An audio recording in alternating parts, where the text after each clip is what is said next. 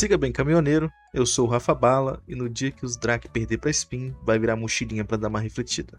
Mahatma Gandhi. Podemos concluir que a internet foi corrompida pelo Vecna em Ohio, enquanto 6-7 assistiu o Skibbertory tentar risar uma Magiat level 10 na live do Cassinat. Nenhuma dessas palavras que eu disse está na Bíblia, e se você não compreendeu nada, não tem problema, que hoje eu vou te explicar a internet dos últimos 5 anos, mais ou menos.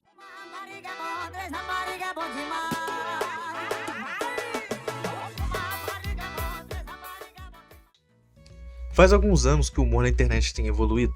Se isso tá indo pra bom ou ruim, aí já é o problema de outras pessoas. O que eu sei é que a ironia foi uma explosão no humor da internet. Uma magnitude que não se via desde que a tia Turbina peidou no final do filme ganhador do coração de diversos brasileirinhos, Robôs, de 2005.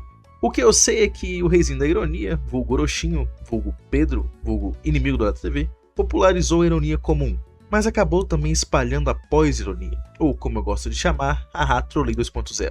Mas Rafa Bala, o que é a pós-ironia? A pós-ironia é quando tu fala algo que é verdade, mas está sendo irônico, e as pessoas não sabem diferenciar se você está falando sério ou se você está de sacadeiras e brincanagens. E para piorar, aparece algo conhecido como meta-ironia, onde não dá para saber se é ironia ou não, pois a pessoa pode ou não estar sendo irônica, o que parece só uma explicação complicada para um haha Trolei 2.0. Sinceramente, o pior que pode acontecer quando alguém como eu não emplaca uma ironia foda é a galera me chamar de autista. Quando é o Monark, ele é banido para fora do Brasil. Estamos com você, Monark. Fazer piadas na internet nunca foi tão fácil. Você fala que a água não se mistura com óleo nem nós com comédia, algumas referências obscuras de 2007 como essa foto do Alan Zoca no filme B-Movie, e bom, gênio do humor. Não precisa mais fazer sentido, só precisa passar um sentimento adolescente. E com o tempo, podemos dizer que o algoritmo se tornou Deus 2. E assim como Shrek 2, alguns gostam, outros não. Eu pessoalmente gostaria que ele parasse de me recomendar a ASMR de namorada. Eu não sou tão solitário. E é desse jeito que o algoritmo funciona, não importa o site. Ele te ouve reclamando da vida e como seu tio Roberto te roubou 5 mil reais de entrada pro seu Celta rebaixado 2002, e ele começa a te recomendar vídeos sobre como juntar dinheiro, prosperidade, o amor entre dois pássaros dançarinos. Ele tá sempre te ouvindo enquanto tu tá com o celular. É tipo ter um elfo no bolso, que não serve pra nada além de ouvir sua tristeza e te proporcionar uma rápida dose de dopamina, seguido de um vazio existencial que te acerta bem no saco. E o que você faz? Você começa a assistir reels, shorts, tiktoks, e se você realmente está no desespero por alguma comunicação brasileira, vai pro Quai.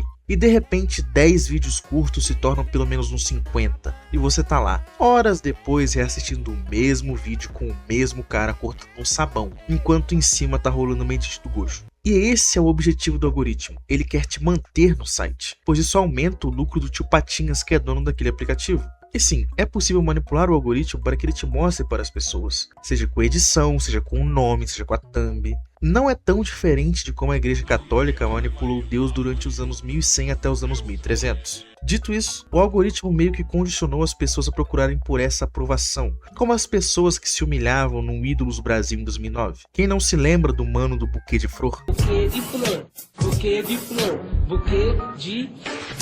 Mas seguindo meio que o assunto dos algoritmos, percebemos que as pessoas, já condicionadas a buscar essa aprovação, foram perdendo completamente a vergonha aos poucos e começaram a se expor demais na internet. Quem não se lembra das minas da Twitch fazendo live pelada? Lives essas que eu não posso colocar aqui, pois haha, estou tentando crescer um canal em 2026 e não gostaria de ser caçado pelo YouTube. Ou então das pessoas fazendo essas lives ao vivo de vida real, assediando e puxando a atenção negativa enquanto elas estavam viajando pelos países asiáticos. A noção de espaço pessoal e qualquer coisa semelhante parece ter sido evaporada. Nem parece que a gente passou por 1 ano e meio de pandemia por causa de um vírus que se transmitia pelo ar e era pior quando estávamos no espaço social alheio. As pessoas parecem ter perdido o medo de lamber um corrimão, cheirar um pó, desde que isso possa ser traduzido para alguma forma de ganhar fama online. Tem gente que faz e fala coisas que nem se o Batman me ameaçasse eu faria. Deixava ele quebrar meu braço e tá suave, mano. Mas, se isso significa que existe uma baixa possibilidade de ficar extremamente famoso online,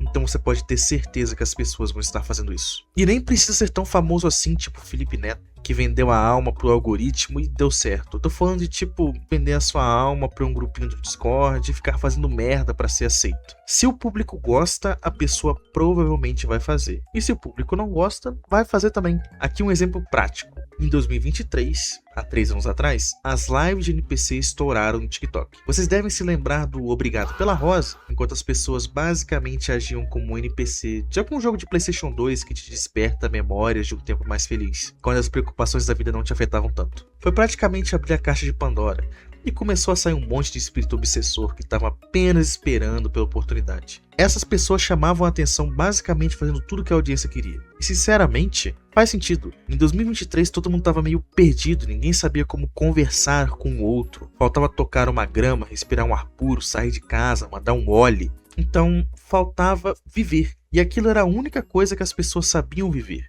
Eu não vou julgar tanto, mas todo mundo parecia a galera do "eu gosto do RPG do Cellbit". Não que eu possa falar muito, porque eu também gosto do RPG do Cellbit. E depois que a internet te permitiu ensinar uma pessoa como ela deveria agir com o Obrigado pela Rosa, o algoritmo resolveu que era uma boa abrir espaço para ensinar como agir de acordo com o que ele achava foda. E tudo isso meio que culminou em algo que eu chamo de efeito literalmente eu. O efeito literalmente eu começou quando os usuários da internet, e para quem as coisas são marketadas, os jovens, começaram a conhecer o que é Blade Runner, o que é Berserker, o que é Jujutsu Kaisen, mas não foram assistir, nem ler. Edits do Ryan Gosling triste, como todo o povo brasileiro na Copa de 2014, exceto que ele tem uma mulher de ar gostosa que tenta tirar ele da sua solidão. E aí tem esses milhares de edits onde ele tá triste na neve, onde ele tá triste na cidade, triste em casa, triste com a mulher gigante. As edits foram feitas basicamente usando o esquema de cara, os homens atuais são muito tristes mesmos, como se ele fosse sua nova identidade, sua personalidade. Mas sinceramente, ninguém viu o filme. Eu conheço um cara que viu e ele dormiu na metade do filme.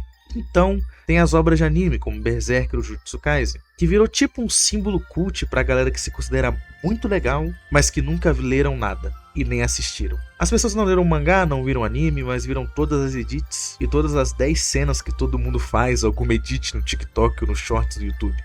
E não bastando isso, elas baseiam suas personalidades em volta disso tudo, como se aqueles personagens fossem realmente eles, lançando umas frases de efeito tipo aura mais ego igual a rego, ou mais 10 de aura, ou menos 10 de aura. Aura, pra quem não sabe, é tipo ser descolado, mas agora as pessoas ganham e perdem pontos de descolaridade dependendo do que elas fazem. Por que você acha que tem tanto jovem esquisito hoje? Tá aí a explicação. Moldar a sua personalidade inteira em algo que você não viu ou assistiu não parece a melhor ideia, mas o jovem adora fazer isso. Eu mesmo moldo a minha personalidade de acordo com o que Naruto faria. E tudo isso se junta em algo que as pessoas chamaram de brain rot. Uma mistura entre o surrealismo e o que a gente considera como modernidade. O que a gente fala que é brain rot é a junção de tudo que foi citado. É uma tsunami de sons, luzes e estímulos, que muitas vezes não precisam fazer sentido nenhum, apenas despertar um sentimento. O meu irmão mais novo, por exemplo, é viciado em brain rot. Ele já me contou que existe toda uma nova leva desde que saíram os brain rot citadinos antigos, como o Chimpanzini Bananini ou o Bombardeiro Crocodilo. As coisas nascem e morrem de forma extremamente rápida aqui na internet. Não dura muito, pois elas logo podem ser substituídas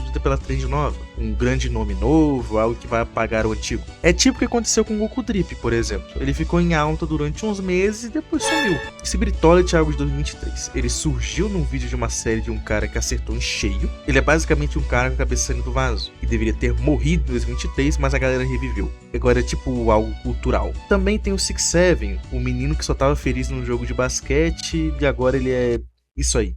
Na internet as coisas vêm e vão de forma extremamente rápida. E nem o linguajar escapou disso. A galera nova tem a Gyat, que é basicamente uma mina muito bonita. E o Riz, que é flertar. Você sabe flertar. Sinceramente, o brain rot não é algo de hoje. As pessoas já falavam que não era bom ler livros que não tinham objetivo de te ensinar algo, pois você estava lendo uma história ficcional e isso acabaria com a sua percepção da realidade, que a televisão ia derreter seu cérebro, ou que o videogame ia acabar com a sua habilidade de pensar. A gente está há mais de 300 anos tentando ver qual tipo de entretenimento vai realmente fritar o seu cérebro. E sinceramente, eu acho que é isso aqui.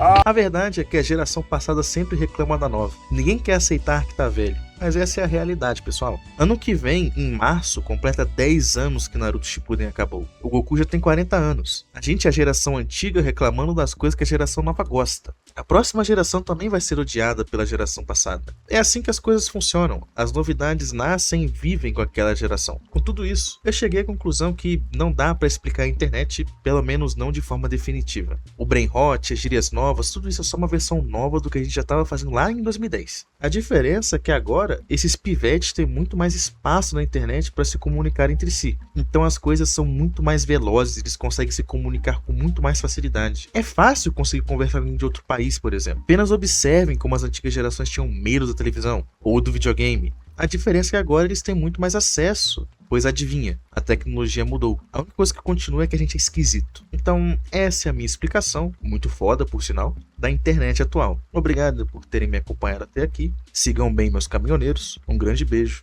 Fiquem bem.